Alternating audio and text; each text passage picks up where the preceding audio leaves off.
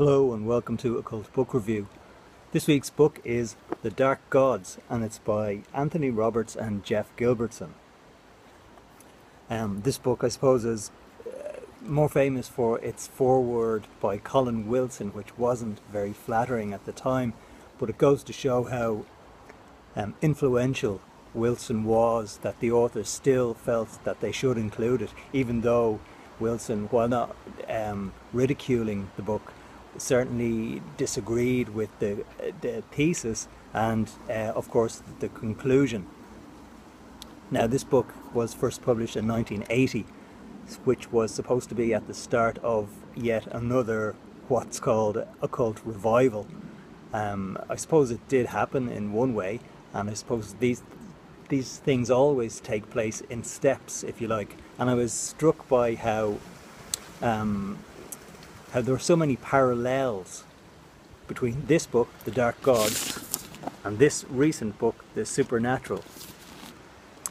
Both coincidentally are written by two authors taking turns to write each chapter, and slightly disagreeing with each other, but trying to actually untangle what the occult actually is in order to find an answer that pushes the boundaries and pushes us into new ground. The main reason Colin Wilson was so guarded about recommending this book was because the authors have a very negative view of what the occult is.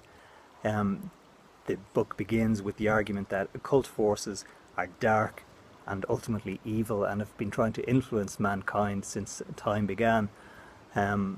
This is obviously different to Kripal and Stryber's ideas in The Supernatural, where they are much more open to these kinds of questions and these kinds of conclusions. So the book in this case opens with kind of an analysis of H.P. Lovecraft's writings.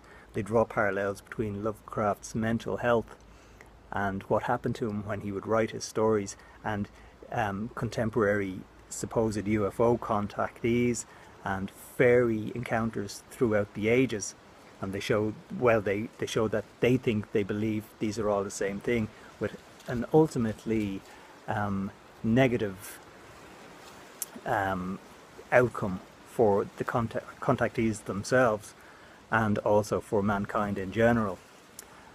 They talk about Lovecraft's contact with things outside his own perception and how coming into contact made him ill. They talk about John Keel's work, Operation Trojan Horse, and how the UFO phenomenon itself acts like the Trojan horse in the title, to hide something else beneath its outer and exterior shell, if you like. At one point, the authors talk about the work of C.S. Lewis and his idea of macrobes. Now, if you think back to before we knew about bacteria and microbes and so on, even though we didn't know it, there were things below the threshold level of our perception which were influencing us and having an effect upon us. So in C.S. Lewis's science fiction, he talks about forms called macrobes, which are so huge that they're outside of our level of perception. That's kind of where the authors go with these dark forces, these dark gods that they talk about in the book itself. Now, as I say, they believe that these forces want to have a negative effect upon us, so they have a kind of policy of divide and conquer. And this Trojan horse syndrome, again coming back to John Keel, takes the form of what the authors call the Macbeth Syndrome. So with a lot of UFO contactees, for example, they're given certain prophecies, and the prophecies are generally quite negative, and so that kind of whips the contactee and their followers into a kind of frenzy, anticipating that something bad is going to happen. The reason why it's called the Macbeth Syndrome, of course, is because Macbeth is given prophecies by witches, and he can't stop thinking about them, and you then get into the argument whether or not the prophecy is actually something real or whether it's something self-created. So for the authors of this book,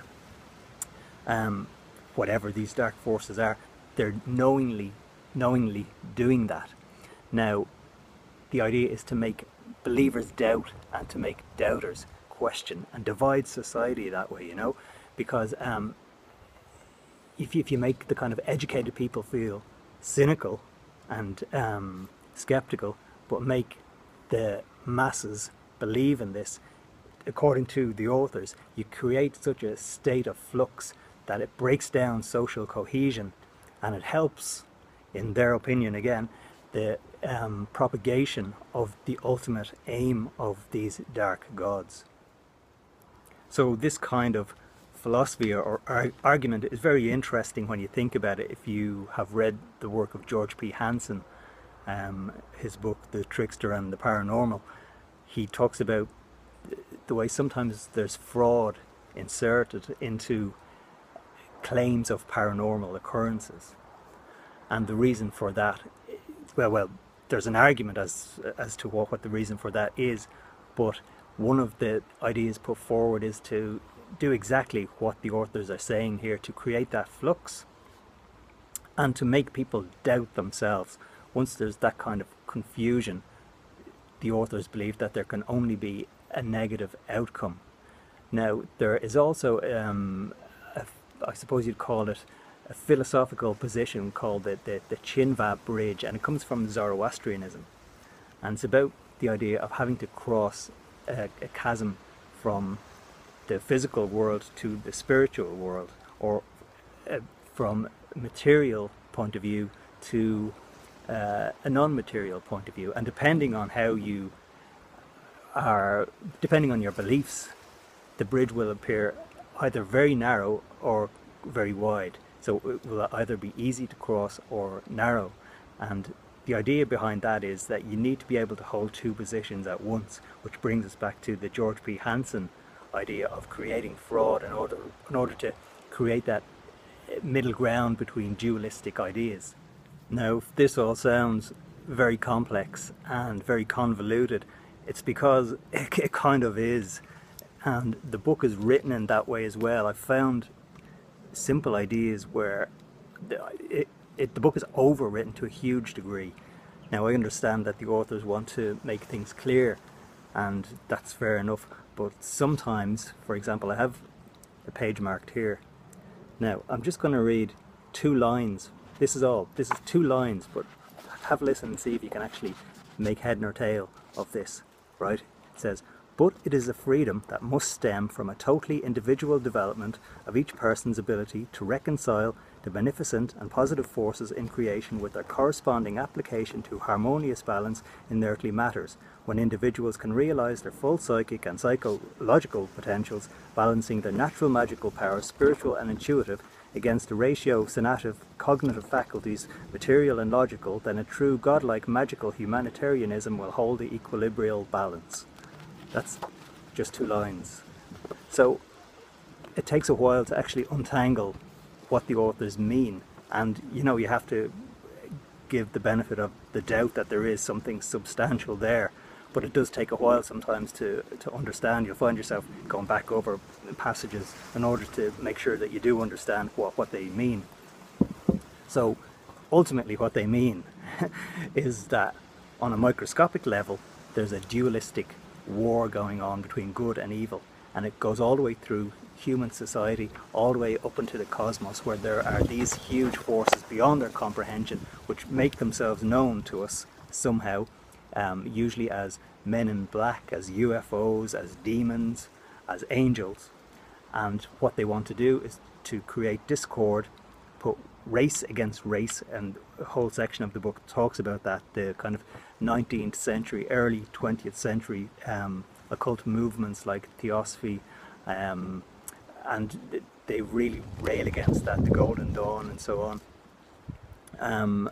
And basically they say that any society, any secret society that you read about that has a word like illumination or light in the title is under the influence of these dark gods. So because the authors believe these dark gods are coexistent with all of space and time, as Lovecraft wrote, they believe that it's been going on since time began. And at one point they pull out a letter from Albert Pike, the Freemason, in which he says that Freemasons are really Luciferians with a secret agenda. Now, this is not obviously the public claim of Freemasons. They also talk about how Freemasons in the past have said that Freemasonry existed before the earth was formed. So this falls into the remit of the author's thesis by saying that all of these things are eternal, they're cyclical. And this is kind of what the authors get into when we come to the conclusion of the book. They say, to their credit, that there is a way past the duality, but it comes down to individual free will. Now, I found it slightly problematic because every now and again, kind of like a shark's fin breaking the surface of the water, there would be a reference to Christianity or to Jesus not just being a prophet but being the Son of God. And I kind of felt that maybe there's more to what the authors believe than they're letting out. They're kind of being subtle, but they are trying to push forward that kind of Christian message as opposed to what they call the occult message, because they really do go against every single occult movement. They don't have a good word to say about anything, and they move it all the way up then to almost conspiracy theory at the very end, where they talk about the Bilderbergs and the Findhorn movement, which is kind of a Scottish New Age commune, and they say that all of these movements are inspired by the dark gods. Everyone comes out like on the bad side of the authors. So I guess I can see where Colin Wilson was coming from when he had to explain why he was choosing to still do the foreword for the book, but why he couldn't necessarily agree with the authors and their ideas of what the occult is and how it's all bad. So the Dark Gods it's an interesting book. It's a very difficult book to read. It's certainly don't not read it because it's difficult to read. People will get a lot out of it if they don't know an awful lot about the occult. That's what I feel. I think if you are a fan, or if you have your own interests and own beliefs and you've been at it a while, this will be old territory. But having said all that, it was written in 1980, so the occult doesn't come out well in this book. The Dark Gods by Anthony Roberts and Geoff Gilbertson.